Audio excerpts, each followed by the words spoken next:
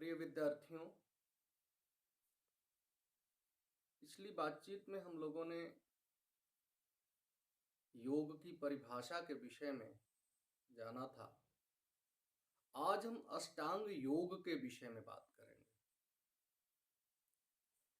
महर्षि पतंजलि ने अपने योग सूत्रों में बहुत ही संक्षिप्त रूप से अष्टांग योग की चर्चा की है। यद्यपि पातंजल योग सूत्र तो एक बृहद शास्त्र है योग पर, और उसमें 4 पाद हैं: समाधिपाद, साधनपाद, विभूतिपाद और कैवल्यपाद। इन 4 पादों में महर्षि ने योग के एक बृहत्तर स्वरूप पर चर्चा करते हुए उसे इस जीवन के अंग के रूप में प्रतिस्थापित करते हुए तथा पारलौकिक जीवन, इस जीवन के बाद भी जो चीजें हैं, उस तरफ ले जाने का एक योग को माध्यम बनाते हैं। आत्म साक्षात्कार की विधि के रूप में योग की स्थापना होती है। परंतु यहाँ पर हम विस्तार में न जाते हुए अष्टांग योग के बारे में चर्चा करेंगे। अष्टांग योग में महर्षि पतंजलि ने अष्टांग योग की परिभाषा देते हुए बताया है: यम नियम आसन प्राणायाम प्रत्याहार धारणा ध्यान समाधयो अष्टावंगानी। अर्थात योग के 8 अंग होते हैं। समाधिपाद, साधन पाद के 29वें सूत्र में महर्षि ने इसकी परिभाषा बताया कि यम, नियम, आसन, प्राणायाम, प्रत्याहार, धारणा, ध्यान और समाधि, ये 8 अंग होते हैं योग के। इन 8 अंगों को मिलकर ही योग बनता है। इसमें से कोई एक अंग अपने आप में योग नहीं है। 8 अंग जब तक नहीं मिलेंगे तब तक योग पूरा नहीं होता है। तो सबसे पहला इसमें है यम। आज हम यम के बारे में ही चर्चा करेंगे। साधन पाद के 30वें सूत्र में महर्षि बताते हैं कि अहिंसा सत्य अस्तेय ब्रह्मचर्या परिग्रहा यमा। यम 5 होते हैं। कौन कौन से? अहिंसा, सत्य, अस्तेय, ब्रह्मचर्य और अपरिग्रह। ये 5 यम होते हैं। सबसे पहले होता है इसमें अहिंसा। अहिंसा क्या है? नॉर्मली हम लोग जानते हैं कि मन, वचन अथवा कर्म से किसी भी प्राणी के प्रति वैर भाव न रखना, किसी को भी कष्ट न देना अहिंसा है। महर्षि उसको अपनी भाषा में कहते हैं। देखिए, योग सूत्रों पर सबसे प्रामाणिक जो भाष्य है वो व्यास भाष्य है। योग सूत्रों की जो कमेंट्री है वो महर्षि व्यास ने किया है। महर्षि पतंजलि के सूत्रों को महर्षि व्यास ने अपनी शैली में स्पष्ट किया है। देखिए, जो महापुरुष होते थे वो अपनी बातों को बहुत ही सूक्ष्म तरीके से और टू दी पॉइंट रखते थे। इसको सूत्र शैली कहा जाता है। तो पातंजल योग सूत्र तो सूत्र शैली में निबद्ध है, और उसको बाद के महापुरुषों ने व्याख्यायित किया, जिसमें कि महर्षि व्यास ने उस पर एक जबरदस्त कमेंट्री की, जो आचार्य व्यास भाष्य के नाम से प्रसिद्ध है। तो अहिंसा की व्याख्या करते हुए वो कहते हैं कि अहिंसा क्या है? अहिंसा सर्वथा सर्वदा सर्वभूतानां अनभिद्रोह। क्या है? अहिंसा सर्वथा सर्वदा सभी प्राणियों से अनभिद्रोह है। मतलब सदैव, तीनों कालों में और निश्चित रूप से समस्त प्राणी जगत से जो अनभिद्रोह है, अर्थात द्रोह न रखना, मन, वाणी और शरीर से समस्त प्राणी समुदाय से द्रोह न रखना ही अहिंसा है। और इस अहिंसा का फल क्या है? महर्षि ने इसके बारे में भी एक सूत्र में अलग से इसकी चर्चा किया है। महर्षि पतंजलि कहते हैं कि अहिंसा प्रतिष्ठायाम तत्सन्निधौ वैर त्यागः, साधन पाद 35वें सूत्र में महर्षि कहते हैं कि अहिंसा के प्रतिष्ठित हो जाने के पश्चात समस्त प्राणी जगत से वैर का त्याग हो जाता है।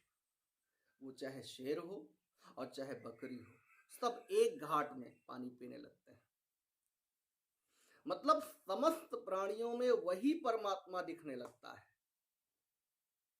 और क्या है कि उनके प्रति एक आत्मीयता आ जाती है, आत्मवत् सर्वभूतेषु, ये भावना आ जाती है अहिंसा की सन्निधि से। तो ये अहिंसा है। 5 यमों में जो प्रथम है वो अहिंसा है। विस्तृत चर्चा हम नहीं करेंगे, फिर जब हम लोग मिलेंगे तब विस्तृत चर्चा करेंगे इस विषय में। अभी आप लोग टू दी पॉइंट समझिए। अहिंसा के बाद क्या है? अहिंसा के बाद है सत्य।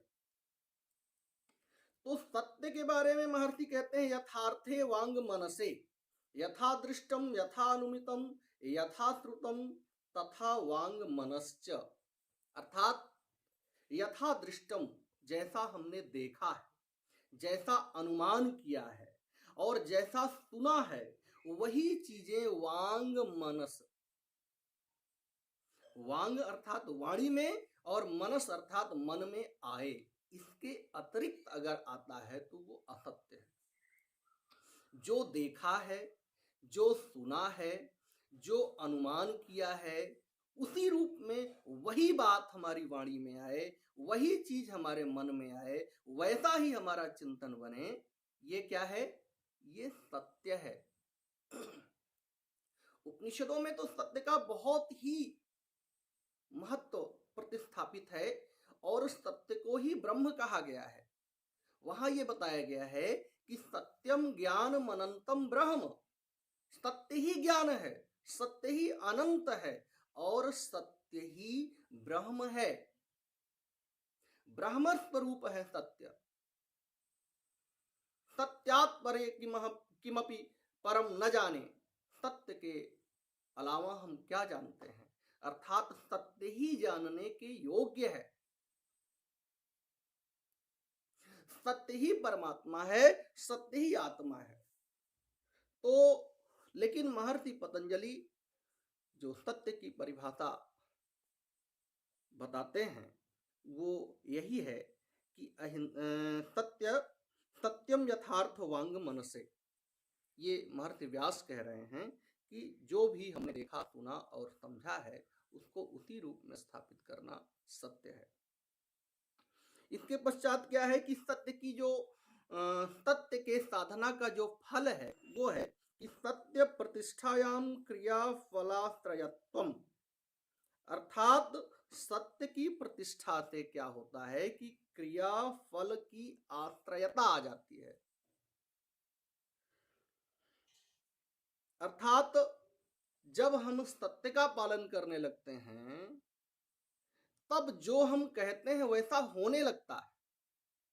अर्थात जो भी हम बोलते हैं वो वाणी हमारी सत्य हो जाती है यदि हम सत्य को पूर्ण रूप से अपने जीवन में उतार लें, तब ऐसा होता है। तो यम हो, इस यम में प्रथम क्या हुआ? अहिंसा हुआ, दूसरा क्या हुआ? सत्य हुआ, और तीसरा है अस्तेय, अर्थात जिसको सामान्य भाषा में कहते हैं चोरी न करना। इस महर्षि पतंजलि अपने शब्दों में कहते हैं कि न स्तेयम इति अस्तेयम, स्तेय जो नहीं है वही अस्तेय है। स्तेय क्या है? अशास्त्र पूर्वकम द्रव्याणाम परतः स्वीकरणम, मतलब अशास्त्र पूर्वक किसी अन्य व्यक्ति से द्रव्यों का ग्रहण करना ही स्तेय है और ऐसा न करना अस्तेय है।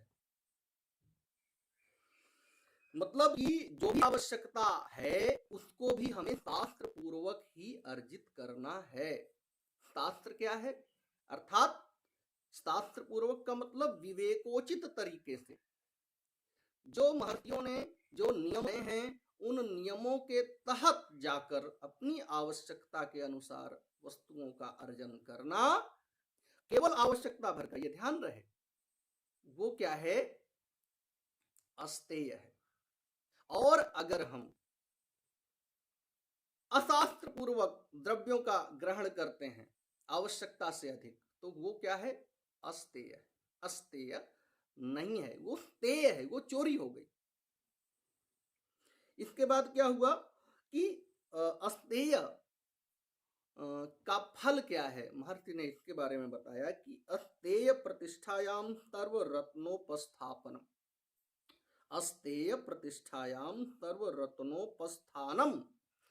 जब अस्तेय जीवन में आ जाता है तो समस्त रत्नों की प्राप्ति स्वयं ही हो जाती है और प्राणी कृतकृत्य हो जाता है, प्राप्त प्राप्तव्य हो जाता है, फिर उसे किसी चीज की आवश्यकता नहीं रह जाती है। अर्थात जो मन की इच्छाएं हैं वो बाधित नहीं करती हैं व्यक्ति को, वो अपने अपने स्वरूप में स्थित होने लगता है।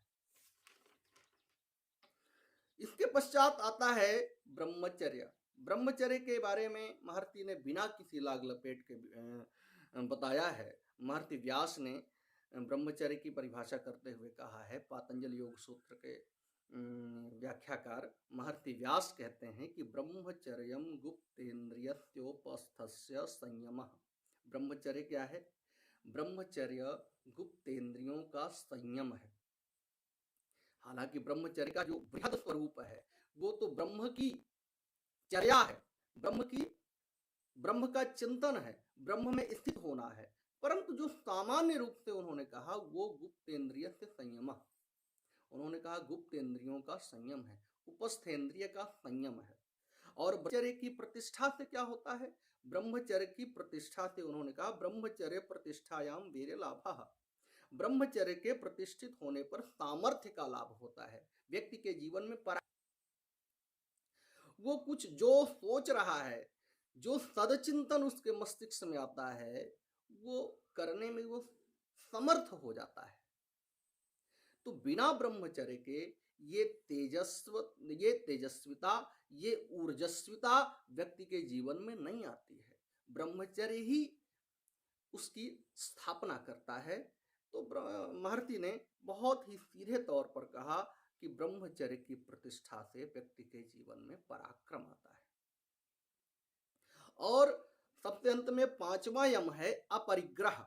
अपरिग्रह क्या है, विषयाणाम अर्जन रक्षण क्षय संग हिंसा दोष दर्शनात् स्वीकरणम अपरिग्रह इति। अर्थात विषयों की प्राप्ति, रक्षा और तद विषयक आसक्ति तथा हिंसा आदि दोषों को देखने के कारण उन विषयों का स्वीकार करना ही अहिंसा है। नहीं, अहिंसा नहीं, अपरिग्रह है। अर्थात जो भी चीजें हैं उनको आवश्यकता के अनुसार ग्रहण करना, आवश्यकता से अधिक न लेना, ये क्या है, अपरिग्रह है। उसको थोड़ा क्रिटिकल लैंग्वेज में महर्षि बताते हैं कि विषयों की प्राप्ति, रक्षा और तद विषयक आसक्ति तथा हिंसा आदि दोषों के देखने के कारण उन विषयों का स्वीकार न करना अपरिग्रह है। मतलब कोई भी चीज है उसको अगर हम प्राप्त करते हैं तो क्या है, लेते हैं, उसको लेने की इच्छा रखते हैं, तो सबसे पहले उसमें क्या आसक्ति होती है हमारी, और फिर उसकी रक्षा के लिए अगर उस पर कोई आक्रमण कर दे तो हमारे अंदर क्या होता है, हिंसा का भाव आता है कि नहीं, ऐसा नहीं होना चाहिए, अगर ये हमारी वस्तु को ले जा रहा है तो हम इसके ऊपर प्रति आक्रमण करेंगे। तो क्या है, आसक्ति आती है, हिंसा के भाव आते हैं, और क्या होता है, उसकी रक्षा के लिए। तो इन सारी चीजों में दोष देखने के विषयों को स्वीकार ही न करना अपरिग्रह है। तो महर्षि ने इन 5 यमों की चर्चा किया है और आज इन 5 यमों की चर्चा हम लोग कर रहे हैं। अगली बातचीत में हम लोग नियम की चर्चा करेंगे। ठीक है, धन्यवाद।